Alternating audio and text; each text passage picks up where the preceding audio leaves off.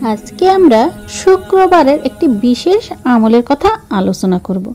আসসালামু আলাইকুম ভিউয়ার্স, কেমন আছেন সবাই? আশা করি আল্লাহর রহমতে আপনারা সবাই ভালো আছেন। আমি আল্লাহর রহমতে অনেক ভালো আছি।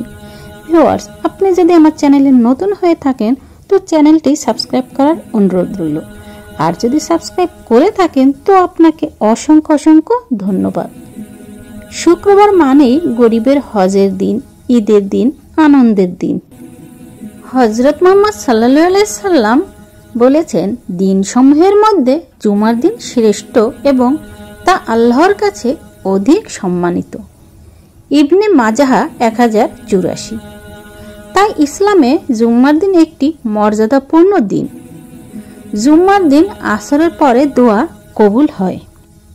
জুম্মার দিন মুমিন মুসলমানদের জন্য মর্যাদাপূর্ণ একটি শ্রেষ্ঠ দিন। হাদিসে আরও এসেছে, সূর্য উদিত হওয়ার দিনগুলোর মধ্যে জুম্মার দিন সর্বোত্তম এবং সর্বশ্রেষ্ঠ।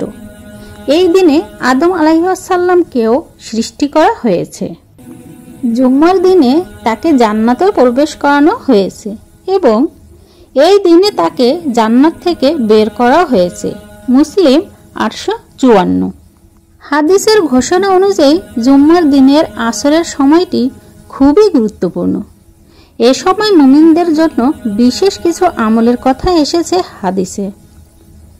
আমলগুলোর মধ্যে রয়েছে দোয়া, জিকির ও ইস্তেগফার ইত্যাদি। এছাড়াও জুম্মার দিন আরেকটি বিশেষ আমলের কথা বর্ণিত হয়েছে, সেটি হলো বিশেষ নিয়মে দুরূদ পাঠ।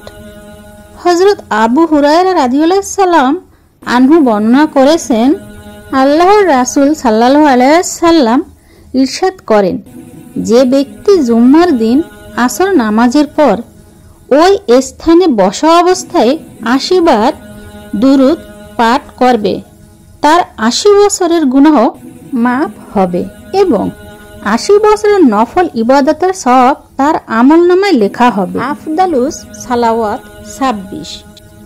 তাহলে আসুন আমরা দুরূদটি শুনে নিই।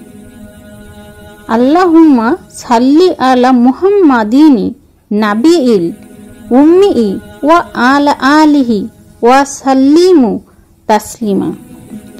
প্রিয় ভিউয়ার্স, আমার ভিডিওটি যদি আপনাদের ভালো লাগে তাহলে অবশ্যই লাইক, কমেন্ট, শেয়ার করবেন এবং নোটিফিকেশনটা অন করে দিবেন যাতে ভিডিও আপলোড করলে সবার আগে আপনার কাছে পৌঁছে যায়।